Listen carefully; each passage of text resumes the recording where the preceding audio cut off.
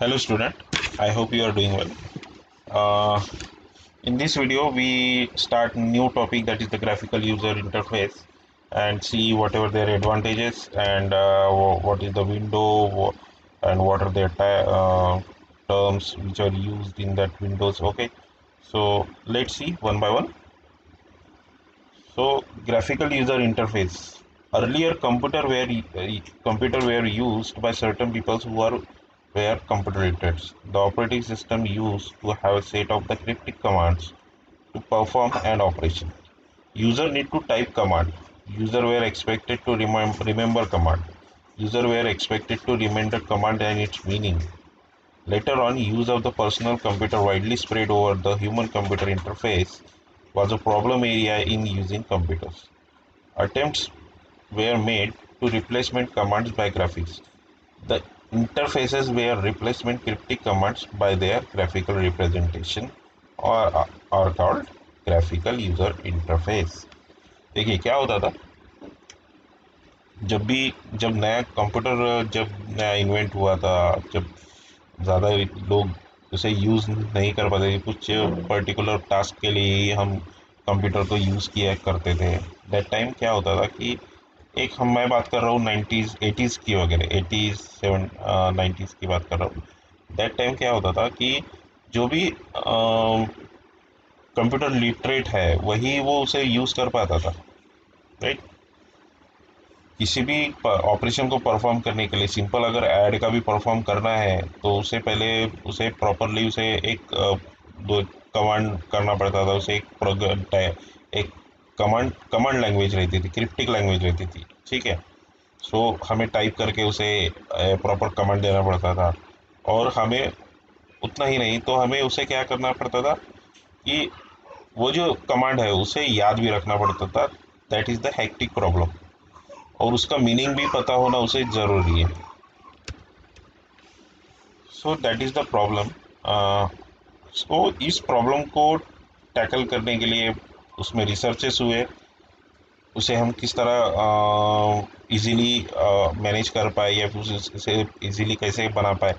इसके लिए एक HCI, that is the human computer interface, को लाया गया, राइट। यानी ह्यूमन और कंप्यूटर का इंटरफेस इजीली कैसे हो पाए। सो इस पे रिसर्च किया गया and it's comes to research, that is the graphical user its research and it's give the result, that is the graphical user interface. Okay, so हम इसकी थोड़ी सी इसका थोड़ा बैकग्राउंड देख लेते, इसकी थोड़ा पास देख लेते इसमें क्या हुआ था, ठीक है। The first GUI was developed by Xerox Corporation for their Xerox Star computer. This interface was used by Apple Computer in use their Macintosh personal computers. Okay, देखो पहले जेरोक्स कॉरपोरेशन ने उसे इन्वेंट किया, GUI को develop किया, sorry invent नहीं develop किया, and then Apple used the Macintosh as a personal computer, and it was hit among users when Microsoft developed GUI called MS Windows. लेकिन revolution तब आया जब MS विंडोज़, माइक्रोसॉफ्ट का MS Windows जो है उस तब आया। Okay, now various GUI are used on the Unix base.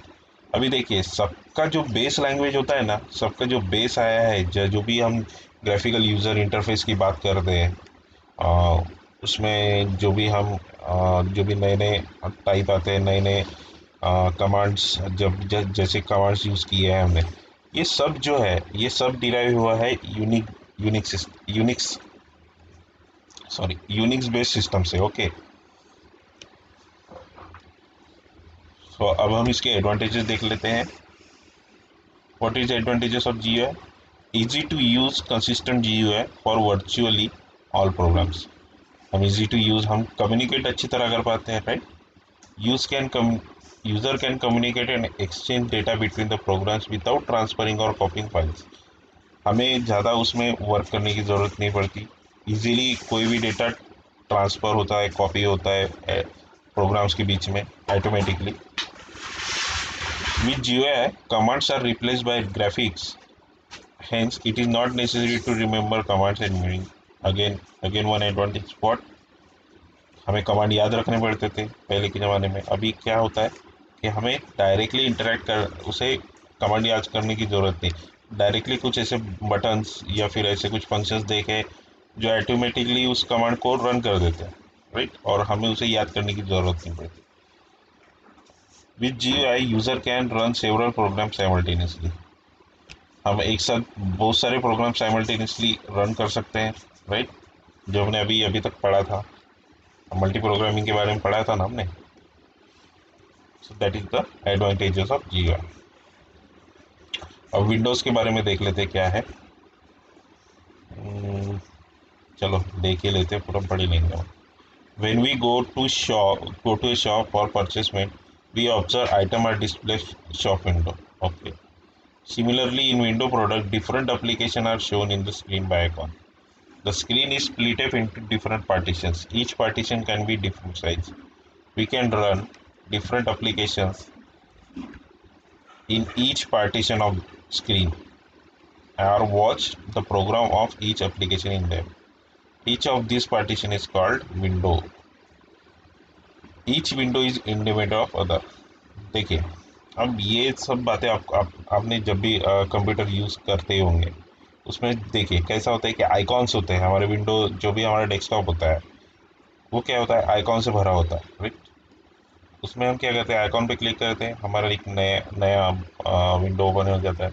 उसके बाद दूसरे इसको क्लिक करते हैं, दूसरा एक विंडो ओपन हो जाता है. जैसे देखिए करके बता देता हूँ.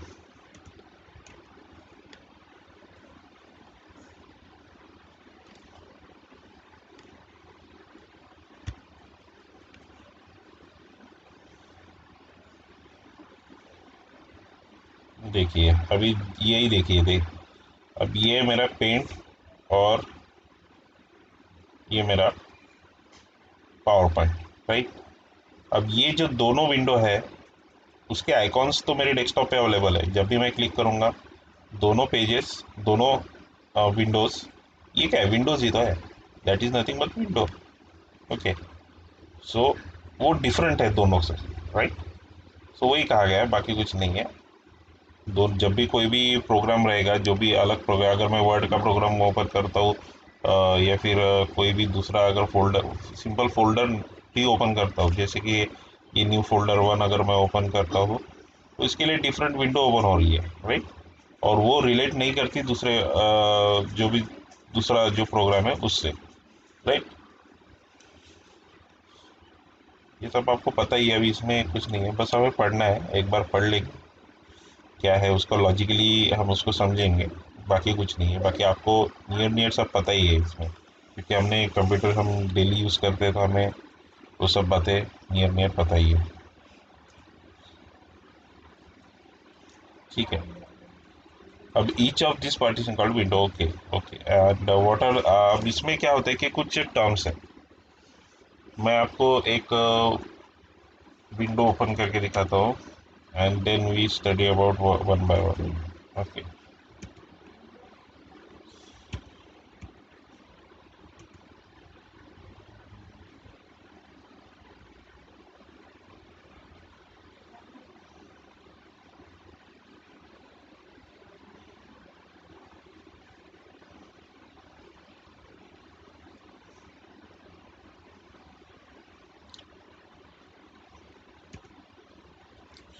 जैसे ये मेरा एक पेज है, right.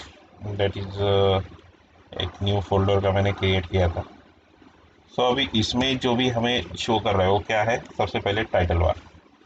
The horizontal line on the top of the name of the program is called the title bar. ये देखिए, ये एक टाइप का प्रोग्राम ही है. देखिए ये जो है, ये जो पार्ट दिख रहा है आपको ऊपर का, दैट इज द टाइटल बार. जहाँ पे नाम, जहाँ पे हमें प्रोग्राम का नाम भी शो हो रहा है, new folder 2, right.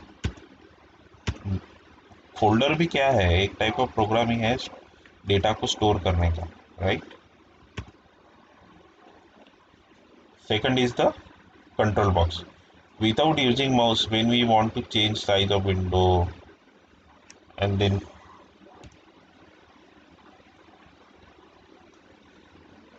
So without using mouse, when you want to change the size of window, then control box can be used. Control box can be opened by pressing Alt key. That is the,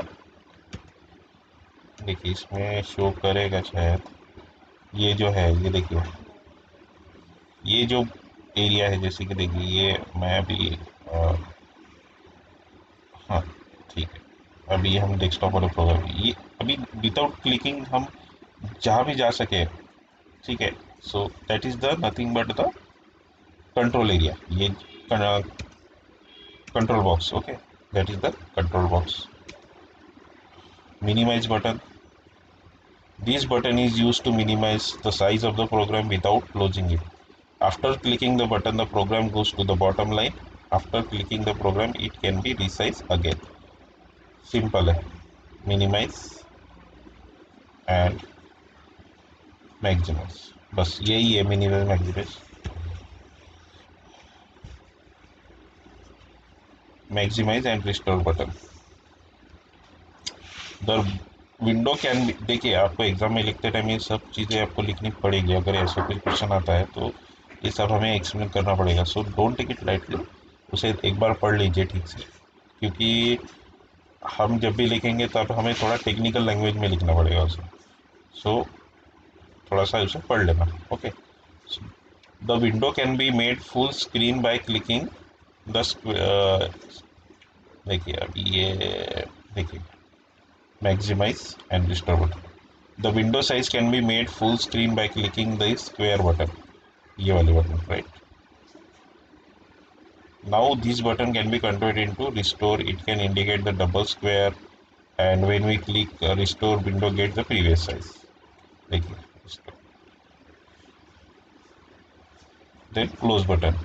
When we click the close button, the window of that application get closed. देखिए close button. Menu bar. This consists of the different menus like this. Okay, that is nothing but menu bar. Consist of different menus, can be used in a program. The main menus consist of the different submenus. A menu can be selected by clicking it. देखिए जो भी operations हैं वो हम यहाँ से कर सकते हैं जो भी उसके रिलेटेड है. So that is the menu bar which is related to different actions. Okay. Scroll bar, this is nothing but scroll bar, right.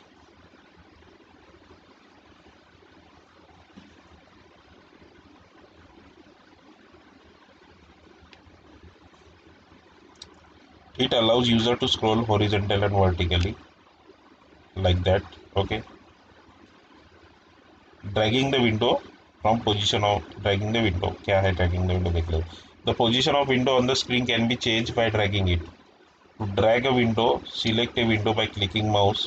When left button of mouse is pressed and move the mouse pointer to new position on the screen. Now release the mouse button, you will find you will shift the window on a new position.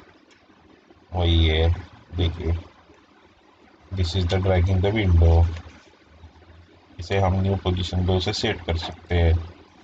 That is all this things. सबको आपको सब पता है, आपको कोई issue नहीं है. Resizing window, making change in size of the window is called resizing window. सिर्फ प्रोसेस देखे, इसको पढ़ लेना ठीक से, बस इतना ही है इसमें topic. Move mouse pointer to right side of border of the window. Observe the shape of the mouse pointer gets changed to the left arrow, left right arrow, and now press the button left of the button of the mouse and move the mouse arrow to the right side to a new position. Release the mouse and observe that width of the window is increased. बता देता हूँ ये. Okay, like this. That is the nothing but the resizing window. Okay.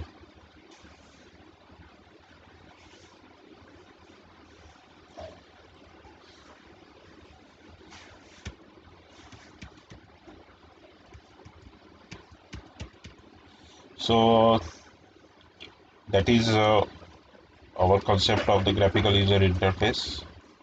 In this topic, we cover what is the graphical user interface and then what are the advantage. Advantage ठीक से याद कर लीजिए, उसको अच्छे से पढ़ लीजिए, क्योंकि जब भी एग्ज़ाम में हमें क्वेश्चन पूछे जाएंगे दैट टाइम हमें उसका मीनिंग बताना है कि क्यों, उसका पर्पस बताना है कि हमें उसे क्यों डेवलप किया गया।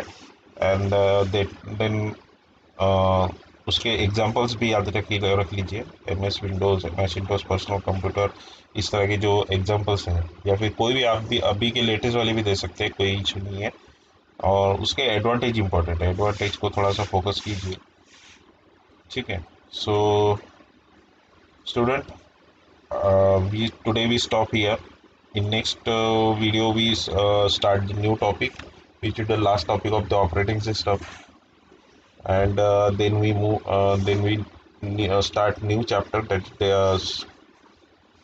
सी, पहले सी पढ़ लेंगे, उसके बाद डेटा स्ट्रक्चर पे मूव करेंगे।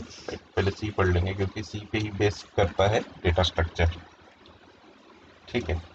सो today stop here, stay safe, good bye.